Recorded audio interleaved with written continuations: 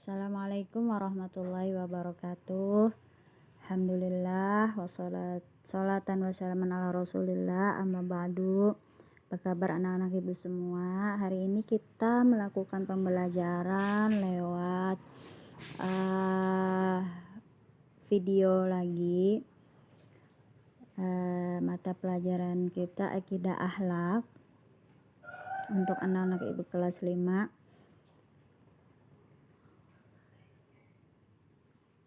Nah, kemarin kita sudah membahas tentang kalimat hauqalah, itu sudah selesai pembahasan kita. Dan bab kedua kita juga membahas mengenal Allah melalui asmaul husnanya, yaitu dari sifat al-qawi dan sifat al-qayyum. Ini pembahasannya juga sudah selesai. Nah, hari ini ibu akan meneruskan pembelajaran kita kemarin bab 3, yaitu iman kepada hari akhir.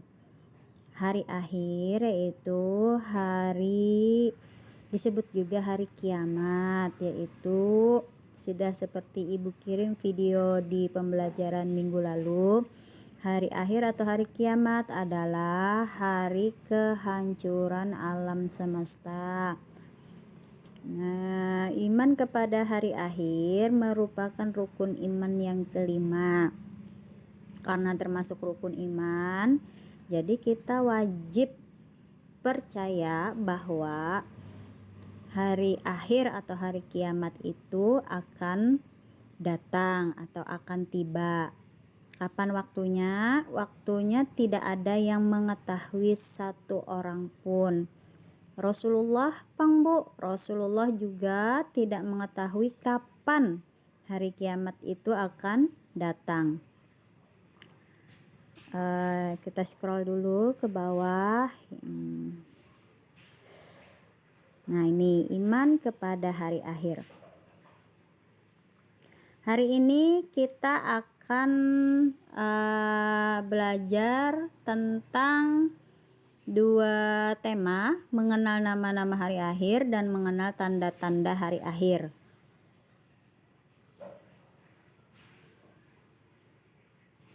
Mengenal nama. Nah, nama hari akhir itu dalam Al-Quran banyak disebutkan. Kita besarkan. Nah, yang pertama yaitu Yaumul Qiyamah. Yaumul Qiyamah artinya hari dihancurkannya bumi dan seluruh isinya. Nah, hari kiamat itu nama lainnya atau sebutan lainnya dalam bahasa Arab Yaumul Qiyamah, yang artinya hari dihancurkannya bumi dan seluruh isinya. Yang kedua, Yaumul Zalzalah. Apa itu Yaumul Zalzalah? Artinya yaitu hari kegoncangan atau keruntuhan. Sekali lagi ibu sebutkan, yang kedua, hari kiamat disebut juga dengan Yaumul Zalzalah, yaitu hari kegoncangan atau keruntuhan. Nah, ini ada dalam Quran surah Al-Zalzalah, itu kegoncangan atau keruntuhan. Kenapa disebut kegoncangan dan keruntuhan? Karena pada ketika hari kiamat terjadi, bumi akan berguncang dengan dahsyat. Gunung-gunung hancur dan berterbangan. Manusia juga kebingungan seperti aneh-aneh yang berhamburan. Itulah dahsyatnya hari kiamat. Yang ketiga lagi disebut Yaumul Ba'ats. Yaumul Ba'ats yaitu hari dibangkitkannya manusia dari kubur. Nah, ketika hari kiamat itu manusia seluruh dunia ini akan mati. Tapi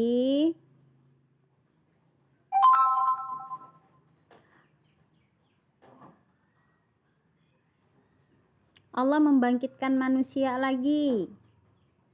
Dari mulai Nabi Adam, manusia dari generasinya Nabi Adam hingga akhir hari kiamat itu, semua manusia dibangunkan atau dihidupkan kembali oleh Allah. Yang keempat, yaumul mahsyar. Yaumul mahsyar artinya hari dikumpulkannya manusia di padang mahsyar. Nah, setelah seluruh manusia dari generasinya Nabi Adam hingga akhir kiamat tadi, Allah menghidupkan kembali dan mengumpulkan kita di padang mahsyar. Setelah dikumpulkan di padang mahsyar, kita lagi hari kiamat itu disebut yaumul hisab. Setelah dikumpulkan di padang mahsyar, kita menunggu perhitungan seluruh amal perbuatan kita selama di dunia. Nah, di padang mahsyar ini kita semua dalam kondisi cemas, takut, menunggu giliran untuk dihitungnya amal perbuatan kita selama di dunia. Yang keenam, hari kiamat juga disebut yaumul mizan, yaitu hari pertimbangan amal. Nah, kalau di sini hari perhitungan, yaumul hisab, kita dihitung amal kita.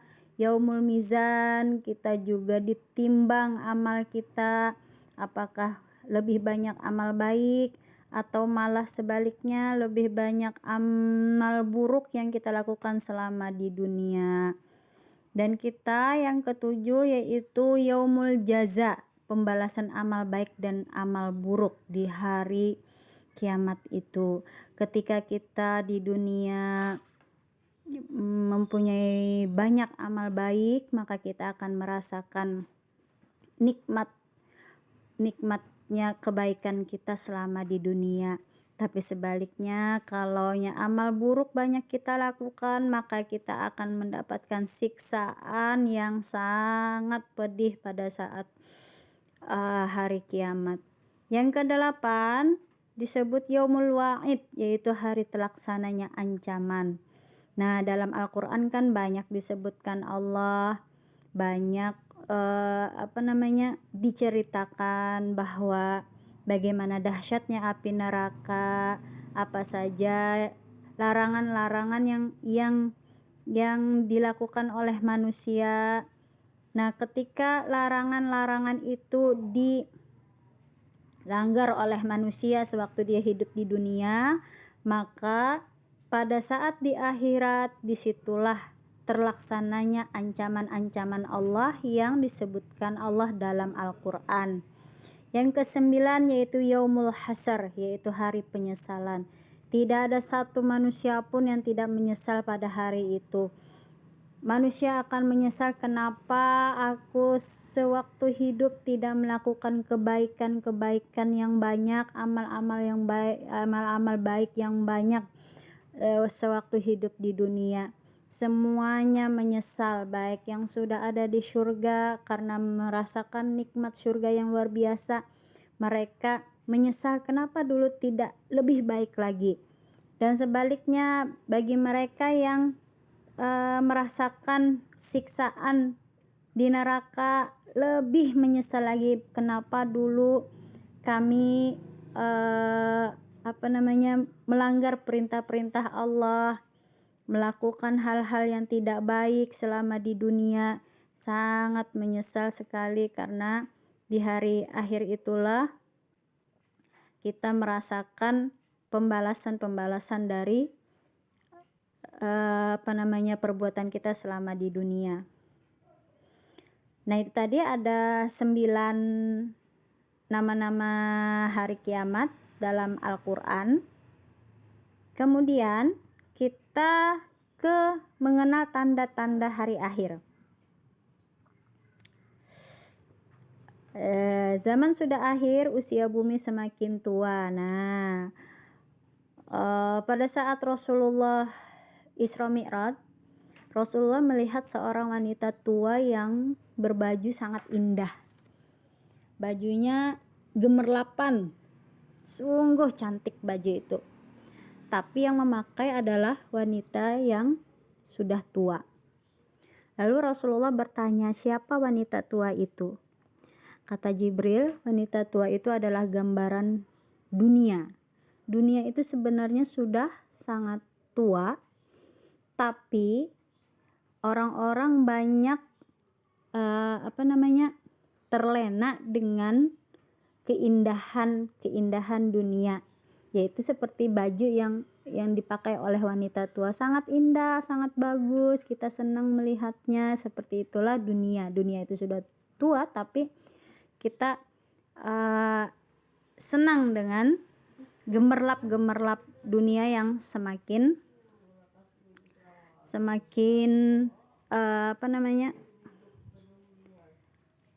hari ke hari semakin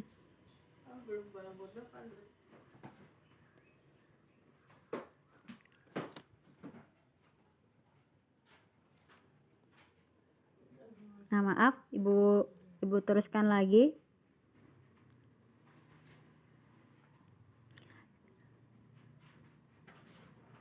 Apalagi sekarang kita disuguhkan dengan akses internet yang cukup lancar, dengan teknologi yang sangat canggih.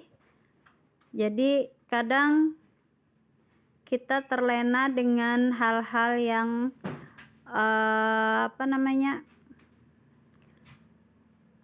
dengan internet, dengan yang game,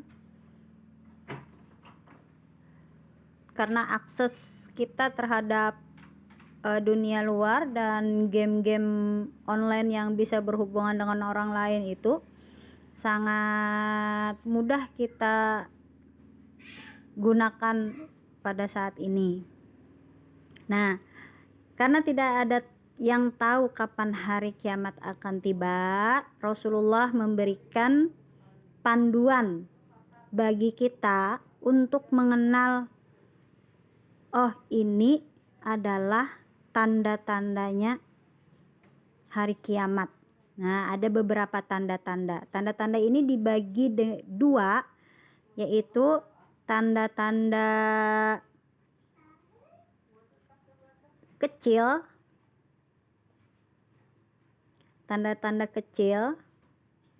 atau disebut dengan tanda-tanda kiamat syugro. Dan kedua adalah tanda-tanda besar. Artinya kalau sudah tanda-tanda besar ini muncul, artinya sudah sangat dekat dengan hari kiamat. Yang pertama, tanda-tanda kecil hari kiamat: benda mati dapat bersuara seperti robot, televisi, dan handphone. Nah, ini sudah ada kan? Benda mati dapat bersuara. Dengan canggihnya teknologi, akhirnya kita dapat melihat benda-benda yang sebenarnya tidak bisa bergerak itu berbicara, bahkan bisa kita tanya apa saja. Misalnya kita punya handphone dan di sana pasti ada akses Google, kita tanya apa saja di Google, semuanya Google dapat menjawab dengan baik. Ini tanda-tanda pertama. Yang kedua, ilmu agama dicabut, ditandai dengan meninggalnya para ulama dan tidak ada penggantinya. Nah, makanya kita sangat sedih kalau para ulama, alim ulama kita meninggal, guru-guru agama kita meninggal, karena keberkahan ilmu-ilmu agama para guru-guru agama itu sangat besar. Berkahnya, manfaatnya untuk umat Islam. Nah, ketika mereka meninggal, maka kita kehilangan orang-orang yang berilmu. Makanya banyak orang, bahkan ada yang menangis ketika seorang alim ulama meninggal, karena untuk mencari penggantinya itu lama biasanya, lama sekali prosesnya. Apalagi di zaman pandemi seperti sekarang, pandemi virus sudah di mana-mana, kita sering mendengar guru si A, guru si B, guru si C, bahkan dalam satu hari ada 4 orang alim ulama, 5 orang alim ulama yang dipanggil Allah. Aduh, rasanya hati kita tuh menciut sekali karena tanda-tanda kecil kiamat ini sudah ada. Nah, semoga anak-anak ibu di sini bisa menggantikan peran alim ulama tadi dengan belajar yang baik, dengan rajin, tidak boleh malas, agar ilmu agama kita tetap ada di hati kita dan tetap ada di lingkungan masyarakat kita. Yang ketiga, cirinya adalah laki-laki mirip perempuan dan perempuan mirip laki-laki. Nah, ini juga banyak sekali di lingkungan kita. Nauzubillah ya. Laki-laki mau jadi perempuan. Bahkan dengan teknologi yang sangat canggih seperti sekarang ini, laki-laki yang ingin jadi perempuan, mereka bisa melakukan operasi-operasi yang ketika mereka sudah sudah berevolusi, sudah berubah menjadi perempuan, bahkan lebih cantik dari perempuan sebenarnya. Ada banyak sekali ini, banyak sekali sekarang. Dan sebaliknya, perempuan juga mirip laki-laki. Ya, ada perempuan yang berjiwa laki-laki. Jadi mereka membuat penampilan, membuat penampilan mereka seolah-olah mereka laki-laki, kaos oblong, pakai jeans, jalannya kayak laki-laki dan sebagainya. Nah, ciri ini pun sudah ada. Kemudian yang keempat, semakin banyaknya kemaksiatan. Semakin banyaknya kemaksiatan ya, kita lihat sendiri di lingkungan-lingkungan kita bagaimana. Mudah-mudahan kita terhindar dari sifat-sifat maksiat. Keluarga kita, ayah ibu kita terhindar dari sifat maksiat. Yang kelima, orang kaya diagung-agungkan. Sekarang kan orang berlomba-lomba untuk menjadi kaya. Karena orang kaya itu orang kaya itu seolah-olah nyaman hidupnya, enak hidupnya, dihormati orang, apa yang dia bicarakan didengarkan orang. Beda lah dengan orang miskin ya. Orang miskin tidak berharga, tidak ditemani orang, tidak dihiraukan orang. Nah, makanya orang berlomba-lomba untuk menjadi kaya raya. Yang keenam, ghibah atau gosip menjadi ucapan sehari-hari. Ghibah atau gosip, nah ini termasuk infotainment tentang artis-artis. Kita lihat lagi, kita scrolling biasanya di media-media sosial. Ada artis ini berkelahi dengan artis ini, saling menghina, saling menghujat, mengeluarkan kata-kata yang kasar, bahkan mengeluarkan hinaan-hinaan, mengeluarkan nama-nama binatang. Ya Allah, itu adalah salah satu contoh yang tidak baik untuk kita tiru. Cukup dilihat saja tapi tidak untuk ditiru. Tidak usah ngoyo-ngoyoan, mau gaul-gaul, mau tren, tidak usah, karena itu bukan mencerminkan seorang muslim yang baik. Bukankah kita semua mau masuk surga? Masuk surga, kenikmatan surga itu sungguh sangat menyenangkan. Jadi tidak perlu kita mengikuti tren-tren mereka itu. Cukup kita lihat, ya sudah, ini tidak baik. Yang tidak baik tidak usah kita contoh, kita ikuti. Yang baik kita ambil hikmahnya. Nah, orang muslim itu seperti itu, orang muslim yang baik. ketika melihat suatu berita, ketika melihat suatu video tontonan, kalau isinya baik silahkan kita contoh, kita ambil. Kalau tidak baik, simpan baik-baik, buang itu. Jangan ditiru ya. Jadi tidak usah ikut-ikut tren, bikin tren sendiri.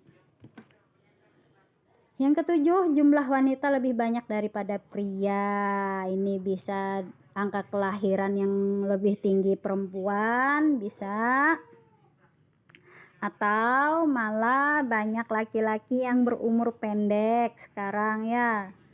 Jadi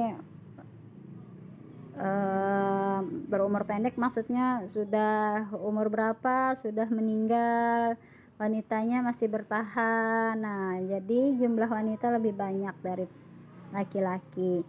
Yang kedelapan, waktu berjalan terasa sangat cepat. Artinya satu hari itu kita tidak merasa tiba-tiba zuhur, tiba-tiba sudah asar, tiba-tiba sudah maghrib, tiba-tiba sudah subuh, tiba-tiba sudah di penghujung tahun. Seperti sekarang ini sudah bulan September, sebentar lagi mau Desember. Jadi sangat cepat, waktu itu berjalan sangat cepat. Nah, itu tadi tanda-tanda kecil yang sudah ibu rasa sudah ada di zaman kita ini. Kita beranjak ke tanda-tanda besar. Nah, tanda-tanda besar ini artinya kita sudah sangat dekat dengan hari kiamat. Yang pertama, tanda-tanda besarnya, menjelang hari kiamat, Allah menurunkan kabut tipis sehingga seluruh muslimin mengalami kematian, sementara orang-orang kafir masih hidup. Nah, jadi ada kabut tipis nanti menjelang hari kiamat. Sebenarnya ini sudah ada, tapi alhamdulillah masih bisa diatasi oleh pemerintah kita. Kabut tipis itu kan seperti kabut asap yang setiap tahun kita alami. Ternyata oleh para ilmuwan, kabut tipis itu disebabkan oleh pembakaran hutan yang dilakukan oleh orang-orang yang tidak bertanggung jawab. Nah, ketika musim kemarau tiba, pemerintah kita melakukan penjagaan atau penyuluhan kepada para petani. Tolong ya para petani yang ingin membuka lahan untuk bercocok tanam, tolong jangan dibakar rumput-rumputnya, karena akan menyebabkan kepulan asap yang berakibat jadinya kabut asap. Karena kabut asap kan tidak baik, menyebabkan udara menjadi kotor, tidak baik, dan kita juga bernafas kan memerlukan oksigen dari alam. Nah, ketika oksigennya buruk, tentunya juga berdampak tidak baik untuk kita. Nah, itu sudah pemerintah di mana-mana, di luar negeri juga, kalau lagi musim kemarau mereka sangat antusias untuk menjaga agar tidak ada pembakaran lahan ataupun tidak ada kebakaran hutan. Yang kedua, nah ini yang sangat menakutkan sebenarnya. Mudah-mudahan Allah menjauhkan kita dari fitnah Dajjal. Yang kedua, munculnya Dajjal. Ini ciri khusus Dajjal katanya. Sebelah matanya buta, di keningnya terdapat tulisan kafir. Ada yang menggambarkan sosok Dajjal ini besar seperti seorang monster yang kejam, yang menyeramkan, Tapi ada juga yang mengatakan bahwa Dajjal ini adalah manusia juga, tapi dia berkuasa sangat luas kekuasaannya. Mata sebelah itu artinya dia itu orang yang sadis, artinya tidak punya sisi kemanusiaan terhadap orang lain. Dan kafir itu, tulisan kafir itu bukan orang kafir yang non muslim, bukan. Kafir itu adalah perilakunya yang sadis terhadap orang lain, yang memaksa orang lain, yang melakukan kezaliman kepada orang lain, bahkan bisa mencelakakan dan menghilangkan nyawa orang lain. Nah, itu perilaku orang kafir, perilaku orang yang kafir. Bukan kafir di sini bukan orang non muslim, tapi perilaku kafir, orang yang suka menyakiti orang lain dan tidak mempunyai rasa kasihan terhadap orang lain. Itu kafir namanya. Nah, ketika turunnya Dajjal, Allah mengirimkan kita turunnya Imam Mahdi. Imam Mahdi di sini adalah utusan Allah untuk memimpin para kaum muslimin untuk memerangi Dajjal.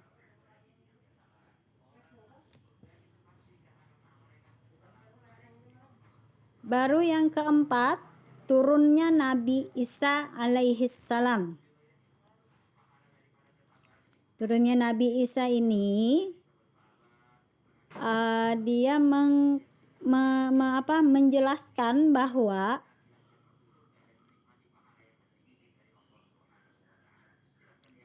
konsep bahwa Nabi Isa itu adalah anak Tuhan, itu akan Nabi Isa luruskan tentang ajaran itu, bahwa Nabi Isa itu adalah utusan Allah, seorang nabi, bukan anak Tuhan seperti yang dipikirkan oleh kaum Kristen ya.